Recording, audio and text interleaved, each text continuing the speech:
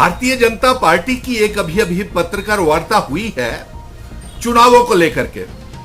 इसमें इनके प्रदेश अध्यक्ष Ravinder Raina, former deputy chief minister Nirmal Singh ji, minister former Sat Sharma थे और पत्रकार वार्ता चुनावों के सिलसिले में हो रही थी। और इसी सिलसिले में पत्रकार मित्रों के मुझे टेलीफोन कॉल्स आए हैं कि इस पत्रकार वार्ता के और उनके बयानों के संदर्भ में हमें क्या बोलना है।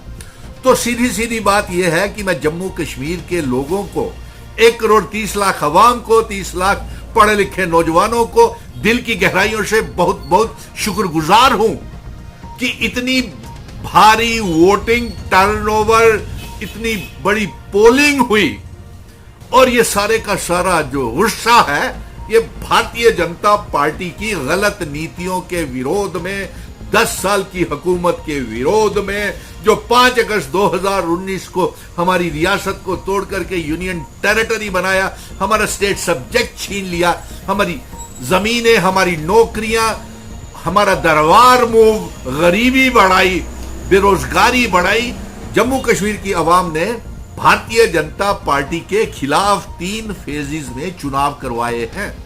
नंबर 2, हम सुप्रीम कोर्ट का शुक्रगुजार हैं कि उनकी हिदायत के मुताबिक 30 सितंबर से पहले जो जंग हम सड़कों से सुप्रीम कोर्ट तक लड़ रहे थे, 30 सितंबर से पहले पहली जंग जम्मू कश्मीर की आवाम ने जीत ली है, जो चुनाव हो गए हैं। अब दूसरी जंग, रियासत का दर्जा भी हम जल्द से जल्द वापस लेंगे।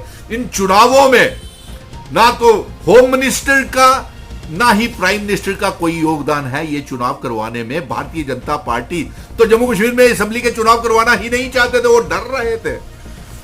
अभी भी ये जो जिन नेताओं ने पत्रकार वार्ता की हुई है, ये तो गली मोहल्ला के बच्चों की तरह चर्चा कर दी और पत्रकारों के सवाल जो थे उसको ठीक से जवाब नहीं दे पाए और पत्रकार इनके पत्रकार वार्ता में हंसते हुए नजर आए, इनका मजाक उड़ाते हुए नजर आए। और ये लोग, इनको इस बात का सदमा पहुंचा हुआ है कि भारतीय जनता पार्टी ने, सूत्रों के हवाले से यह खबर आ रही है कि 550 करोड़ रुपया इन्होंने जम्मू कश्मीर के चुनावों में खर्च किया है। एक एक उम्मीदवार को और अपने प्रॉक्सी कैंडिडेट्स को 2-2 करोड़ रुपए दिए हैं और करोड़ों रुपए की टिकट्स की बेची है। और वो लोग पत्रकार वार्ता कर रहे थे जिनकी टिकटें कट चुकी हैं, वो तो चुनावों में कहीं नजर ही नहीं आए। और जिन उम्मीदवारों को, इनके उम्मीदवारों को लोगों ने नकार दिया है और अब ये जवाब दे रहे थे, पत्रकारों के सवाल का जवाब दे रहे थे कि अब मुख्यमंत्री और सरकार किसके साथ बनाएंगे। आपको बता दें कि 62 से 65 के बीच में नेशनल कॉन्फ्रेंस, कांग्रेस और इसके अलायंस इंडिपेंडेंट पार्टनर्स की 62 से 65 सीटें आ रही हैं और भारतीय जनता पार्टी तो कहीं खड़ी नहीं होती, ना उसकी सरकार बन रही है। तो फिर मुख्यमंत्री कहां से बनाएंगे? जब यह सवाल उनसे पूछा गया कि अगला मुख्यमंत्री जम्मू का होगा तो उनसे पास जवाब नहीं था। उन्होंने यू टर्न ले लिया, जो उनके उम्मीदवार कहते थे कि दोगरा मुख्यमंत्री होना चाहिए, उन्होंने यू टर्न लेकर के ये कह दिया कि मुख्यमंत्री बनाना जरूरी नहीं है, सरकार बनाना जरूरी है। और इसका मतलब यह हुआ कि आप नेशनल कॉन्फ्रेंस के साथ भी सरकार बनाने को तैयार हैं, यानी कि आपकी 12 और 15 सीटों के बीच में शायद सीटें आएंगी, कितनी मिलेंगी वो तो आप ये भी 8 तारीख का इंतजार भी नहीं कर सके कि लोगों का जनादेश मैंडेट आपके सामने आ सके। आप दुखी हो चुके हैं और आपके जो राम माधव हैं, वो राम माधव कहते हैं कि अब जम्मू सेंट्रिक सियासत होगी।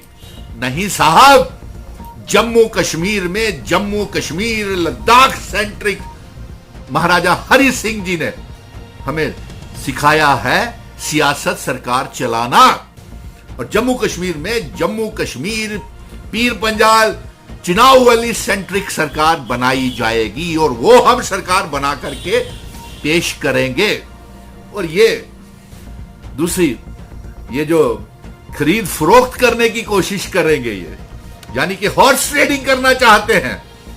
और तो कोई क्या सियासी सूझबूझ है इन नेताओं को जिन्होंने आज पत्रकार वार्ता की? रविंदर रैना, निर्मल सिंह जी, सत शर्मा जी, अगर आपने कुछ किया होता तो आपकी टिकटें क्यों कटती? एक डिप्टी चीफ मिनिस्टर की टिकट कट गई, एक स्पीकर की टिकट कट गई, एक फॉर्मर मिनिस्टर्स की टिकट्स कट गई, कितने मिनिस्टरों की टिकट्स कट गई, नए उम्मीदवार आ गए, अंतर कला फैल गई, फिर भी दावा कर रहे हैं जीतेंगे, आप सरकार बनाएंगे, बहुमत की सरकार बनाएंगे। कैसे बनाएंगे साहब? 90 सीटों के ऊपर तो आप चुनाव लड़े नहीं, पूरे मुश्किल से 50-55 के बीच में आप सीटों के ऊपर चुनाव लड़े हैं, तो बहुमत की सरकार कैसे बनेगी? इसलिए सूझबूझ के साथ बात किया कीजिए। हम चुनाव आयोग का और सुप्रीम कोर्ट के धन्यवाद करते हैं, क्योंकि उन्होंने चुनाव करवाए हैं। इसमें प्राइम मिनिस्टर, होम मिनिस्टर का कोई योगदान नहीं था, और यहां तक कि जम्मू कश्मीर के चुनावों में कोई मोदी लहर, अमित शाह जी की लहर नहीं नजर आई। और अब इनके लिए यह भी मुश्किल हो गया है कि अगर Bharatiya Janata party national conference के साथ सरकार बनाती है, तो जिन बकाया सीटों के ऊपर स्टेट्स के बीच में चुनाव है, झारखंड, महाराष्ट्र और भी जिन सीटों स्टेट्स में ये चुनाव है असेंबली के, वहां पे ये क्या चेहरा दिखाएगी? ये सारी की सारी बातों से भारतीय जनता पार्टी परेशान है कि कैसे हम अपना 550 करोड़ रुपया जो चुनावों में खर्च किया है उसे कैसे पूरा करें। और नंबर 2 ये भी है कि इनकी कोई सरकार नहीं बन रही है, ये परेशान हो गए हैं, और इनकी सूझबूझ, सियासी सूझबूझ, इतने बड़े नेता हैं नहीं है, ये गली मोहल्लों के बच्चों की तरह पत्रकार वार्ताएं कर रहे हैं ताकि हरियाणा के चुनावों में हार का जिक्र आवाज ना पहुंच जाए कि जम्मू कश्मीर में ये चुनाव हार चुके हैं। जय हिंद, धन्यवाद।